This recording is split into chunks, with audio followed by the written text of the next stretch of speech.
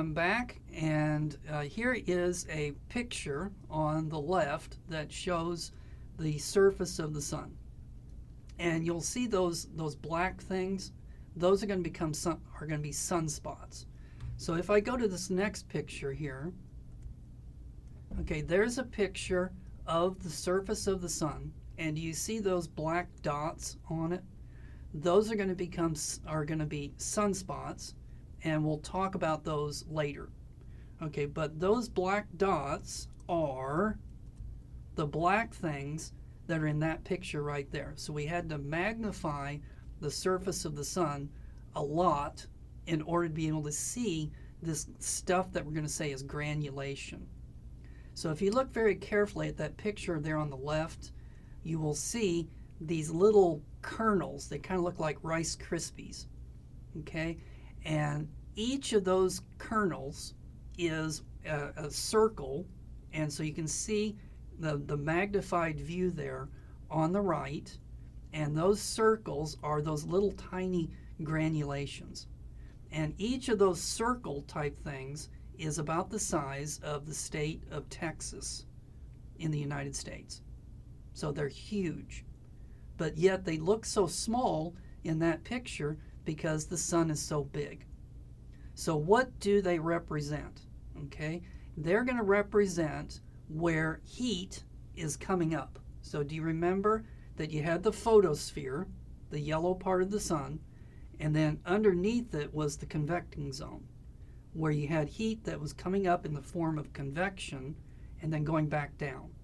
So in that picture there, you see heat coming up, and then you can see that the black lines where it's going back down.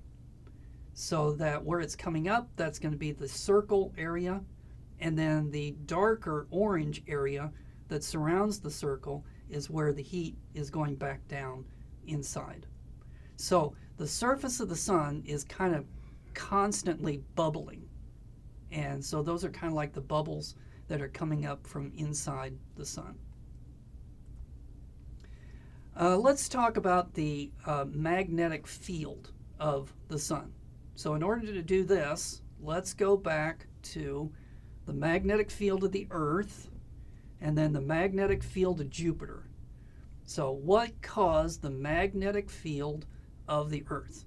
So it originates in the outer core of the Earth, where you've got liquid iron and nickel, things that can conduct a electrical current. So iron and nickel can conduct electricity.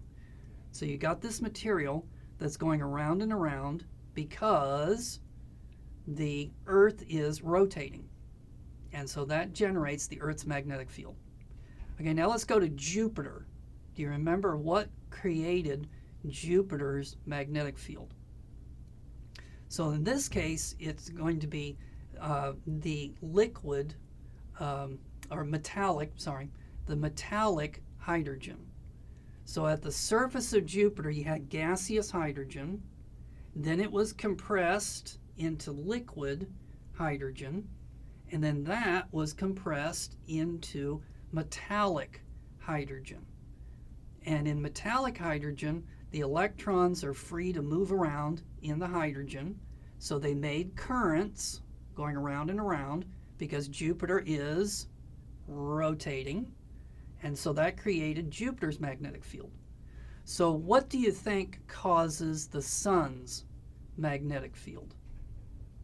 Okay, we're going to need to have something electrical that can carry an electrical current. So would there be anything inside the sun that would be electrical? Yeah. So do you remember that we said that inside the Earth, or inside the sun, it was a plasma, which meant that you had these electrons that had been popped off? So you got all of these electrical materials inside the sun going around and around because the sun is rotating.